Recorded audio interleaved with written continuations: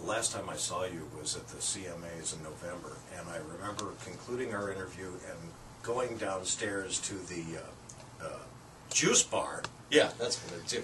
Juice bar, and your video was on. And it was the first time I had seen the video for Cowboy Casanova. Carrie Underwood, that video is racy. Has your father seen this? Has your father seen this? He has. And what did he say to you? He was fine with it. It's not a racy video. It's racy. No, it's not. Mae West couldn't throw her hips like that. Oh. It's not so bad. Are you having as much fun as when you started? Is this what you expected? It's not what I expected, but it's definitely, it exceeds expectations in every way. You know, it's kind of like whenever I was growing up, I always thought that people who, you know, toured around and they were singers, you know, they didn't do anything until, you know, late at night. They stayed up all night, slept all day, and just got up and sang. And there's so much more than that. In a good way, sometimes in a bad way, but mostly in a good way. There's just so much that goes into it. There's so many people that it takes to make one person's career happen.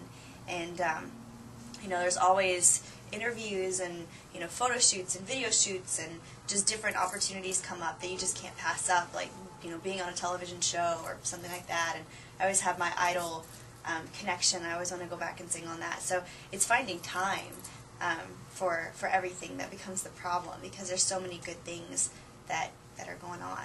But it exceeds my expectations in every way, and it's wonderful, and you know, I don't get to sleep all day, but I guess that's all right. But obviously, what's anything if you don't work for it, right?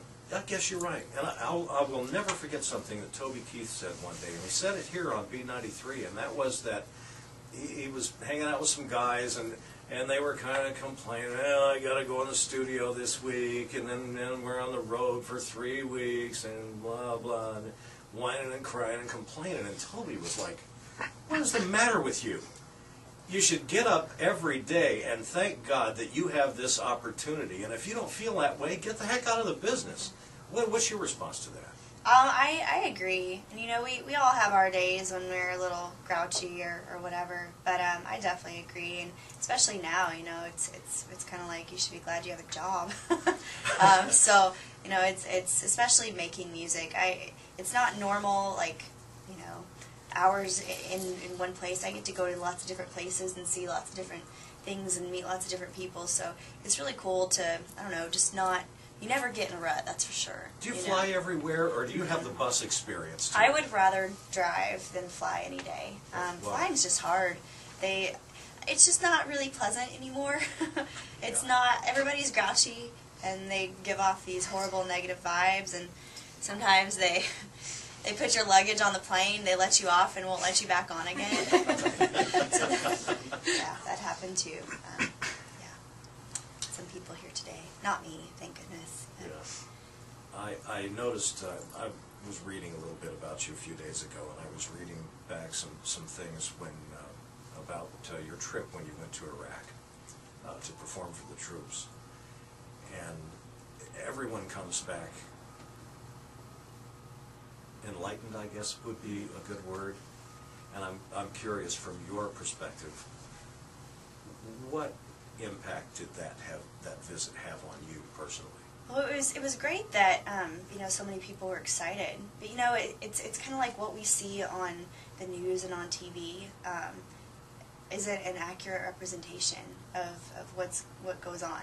It seemed like when we were there, you know, people would give me pictures and people would give me like DVDs and stuff like that, and they were like, this is what we're doing here, and you know, this is the stuff you don't see on TV. And it was them passing supplies out to kids, and it was them going into classrooms and talking to people. It was them, you know, helping people like get jobs and things like that. It was all, you know, positive, you know, and I'm sure, you know, of course there are definite negative things going on, and it's not like, you know, the things that we see on TV aren't true, but I think there's a whole other side of it. It's when just I came not the back, whole story. yeah, when it's not, you know, that doesn't sell. You know, people don't want to tune in to see, you know, them playing with kids. But yeah, it was very interesting just to come back and kind of have a different perspective on things, and you know, believe that, you know, we were doing some good there. And like I said, everybody was so happy to have us there, and it was so great because it was around Christmas time. It was right before Christmas, that they really tried to make an effort to make it feel like Christmas. And I thought that was really cool. They had, they had a fake Santa there who was one of the soldiers dressed up They like couldn't Santa. get the real one, huh? No, the real one, he was busy. I get it. he had obligations. But they'd play Christmas music and movies and stuff like that. And I got to wake up at like 3 a.m. and watch American football. So it was really cool that, they kind of had that connection with home. I'm going to ask you a question now that I've really wrestled with, because I didn't want to put you on the spot, and I certainly don't want to embarrass you, and I don't want you to be mad at me Okay. and not let me interview you again or anything like that, but it's just one of those things that I think we have every right to know.